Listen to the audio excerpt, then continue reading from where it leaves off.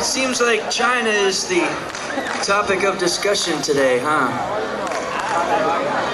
We just got back from China last week, and it was quite an amazing trip because they really do need Bibles. There's not too many of them there, and so the most you guys could do for them is pray and send some money over there to that booth, because they certainly are desperate to get the Word of God.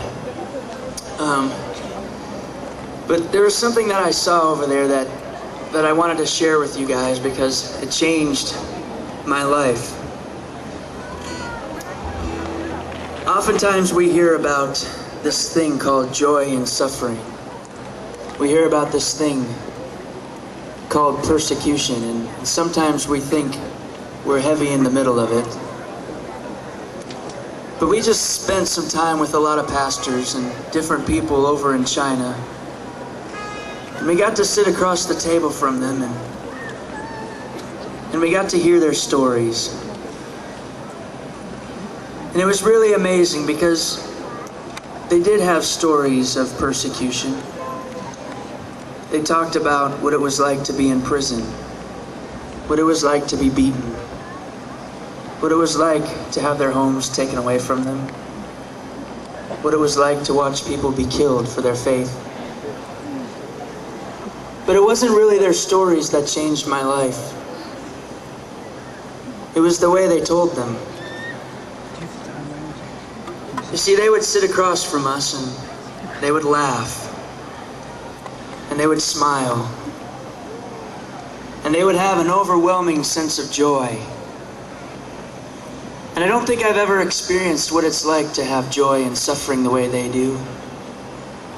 In fact, sometimes I was envious because I thought, I'll never have the opportunity in this country to experience the grandeur of God and the way that they do.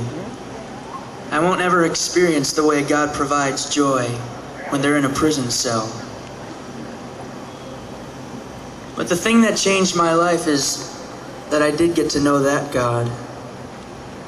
And that God that works out powerful miracles for them is the same God that we serve here in America.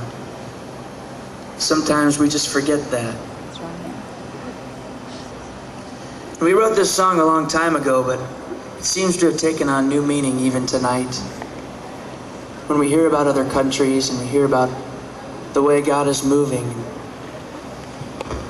the way God can take our lives